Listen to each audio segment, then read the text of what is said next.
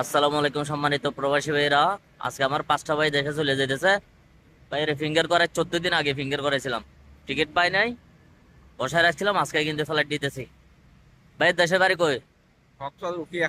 কাজকর্ম দেখে কেমন লাগছে? অনেক ভালো। খুশি হয়েছেন? অবশ্যই খুশি। পাবলিকের উদ্দেশ্যে কিছু বলতে পারেন। অবশ্যই অনেক এরকম কাজ হয়েছে। মানে এমন একটা রুমে থাকছি, দুইবার বিরিয়ানিও খাইছি। আচ্ছা, খাইছে। আরে যাই হোক, এখন কিন্তু ফিঙ্গার অনেক জনের সমস্যা হয়, তারপরে কিন্তু আমাদের ফিঙ্গার চলে, যে না কোনো মুহূর্তে না আপনারা না আসতে না, পারবেন। সবাই সিরিয়াল দিছে কিন্তু আমরা আর বাইরে কিন্তু আমি 14 দিন বসায় রাখছি। সমস্যা নেই, এটার জন্য কোনো সমস্যা নেই। আসলে আমি নিজেও দেখছি টিকিটের অনেক দাম ছিল, তো আমি বলছি ভাই দরকার নেই এত দাম, যেহেতু তো আমি নাইলে লাগলে নাইলে আরো এক সপ্তাহ বেশি থেকে যায়, আমি নিজে থেকেই বলছি।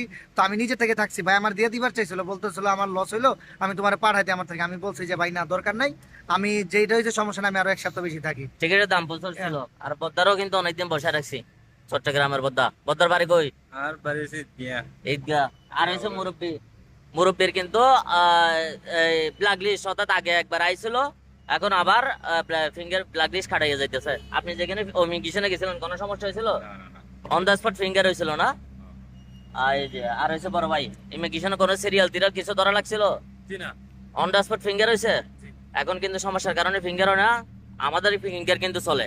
একদিনের ফিঙ্গার হয়ে যাবো, যারা দেখে যাবেন আমাদের সাথে যোগাযোগ করেন। আল্লাহ হাফেজ, ভালো।